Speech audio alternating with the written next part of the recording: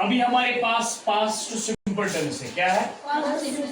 Past यानी past tense, sorry past simply past tense. Past tense में जो आपने पास्ट इंडेफिनिट पढ़ा है, अब इसका दूसरा पार्ट जो है पास्ट टेंस का है वो है पास्ट कंटिन्यूअस। क्या है? Past continuous. हाँ, जिसको हम एक और नाम से भी पुकारते हैं, उसका नाम है पास्ट प्रोग्रेसिव। यानी अगर आप इसको नए नाम से पुकारोगे तो ये बन जाता है पास्ट प्रोग्रेसिव। क्या बन जाता है?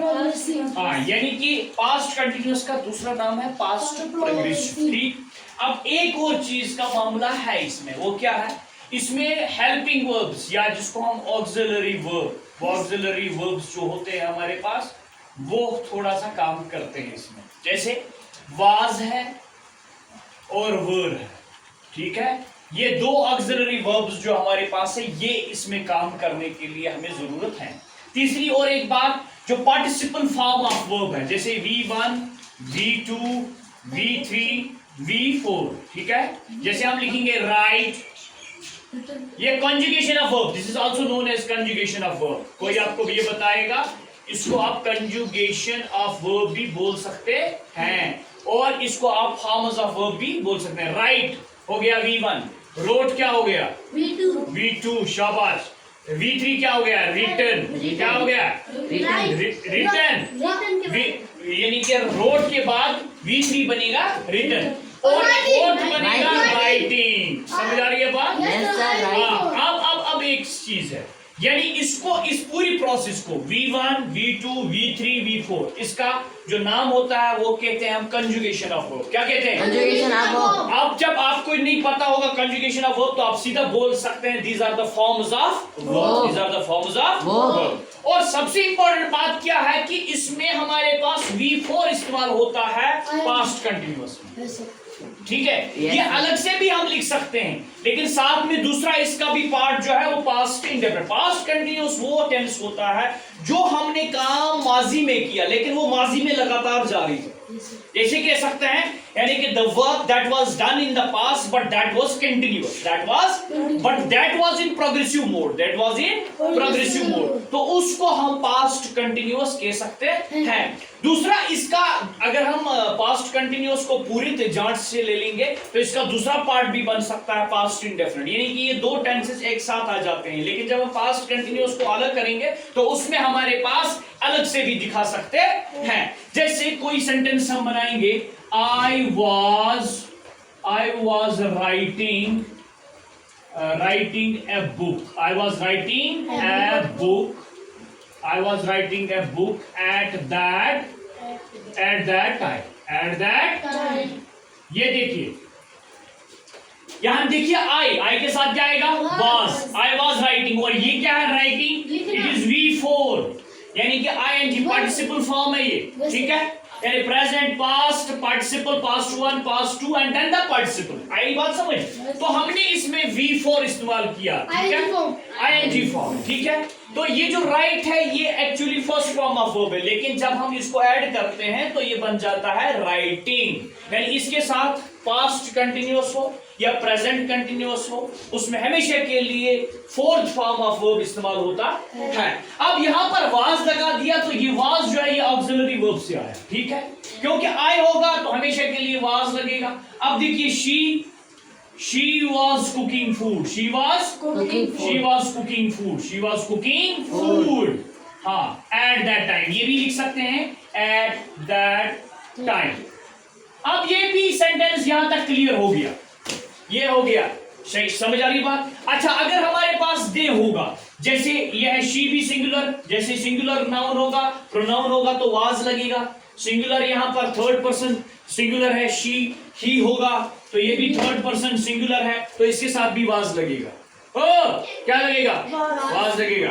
तो क्या लगेगा? आई के साथ भी वाज, शी के साथ भी वाज, ही के साथ भी वाज। अब ये देगा, क्योंकि जो भी आपको सिंगुलर प्रोनाउन या सिंगुलर नाउन मिलेगा या सिंगुलर थर्ड पर्सन प्रोनाउन मिलेगा या थर्ड पर्सन आपको सिंगुलर मिलेगा, तो उसके साथ हमारे पास वाज ही इस्तेमाल होगा। She was cooking food at that time, ये भी लिख सकते हैं he was working in the field, he was working in the field at that time, या ऐसे लिख सकते हैं, he was working in the field।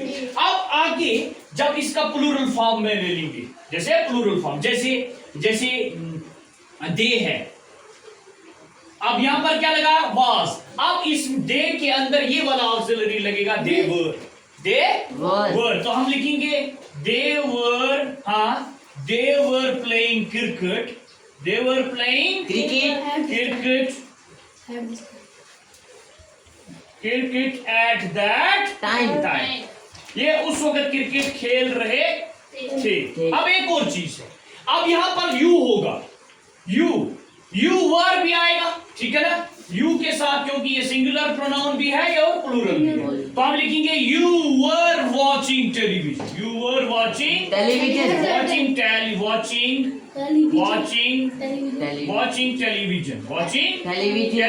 Eight that time. अब एक और चीज है, अब यहां से एक और सेंटेंस भी हमारे पास क्रिएट होता है। जब हमने लिखा I was writing a book at that time when my guests came, when my guests came. अब ये बोलेंगे सर ये क्यों लगाया, क्यों?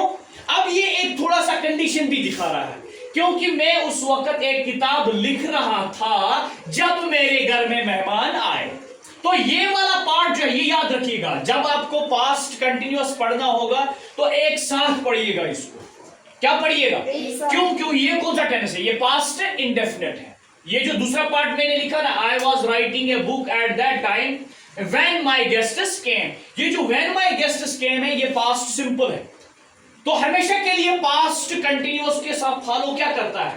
Past indefinite. अब यहां पर लिखिए she was cooking food at that time when her classmates came, when her classmates came,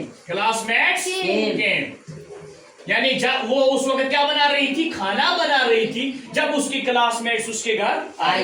He was working in the field when he met his friends,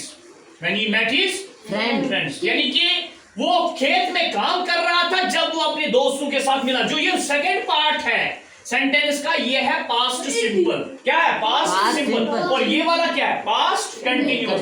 इसी तरह से जैसे they were playing cricket at that time, जब आगे और भी आपको ये सेंटेंस है when the umpire said it's no ball, या इट वाज नो बॉल, ठीक है, तो कुछ भी कह सकते हैं, या they were playing cricket at that time when the people assembled, या कुछ भी आप लिख सकते हैं, जरूरी नहीं है। they were playing cricket at that time when the match referee stopped the spectators, यानी कि मैच रेफरी ने तमाशाइयों को स्टॉप कर दिया, इन्हें रोक दिया। you were watching television when your father came into your room, ठीक है, you were watching television when your father came, या when your father called you, या came to your room, called you or came to your room। तो ये वाला part जो देखना है ये पास्ट सिंपल का है, ये वाला पास्ट कंटिन्यूअस में। तो इसका मतलब है कि दोनों एक्शन साइमल्टेनियसली हो जाते हैं, लेकिन एक खास ख्याल रखना पास्ट कंटिन्यूअस में कि इसमें V4 फॉर्म जो इस्तेमाल होता है। I think it's done. समझ आया? Yes sir. ओके।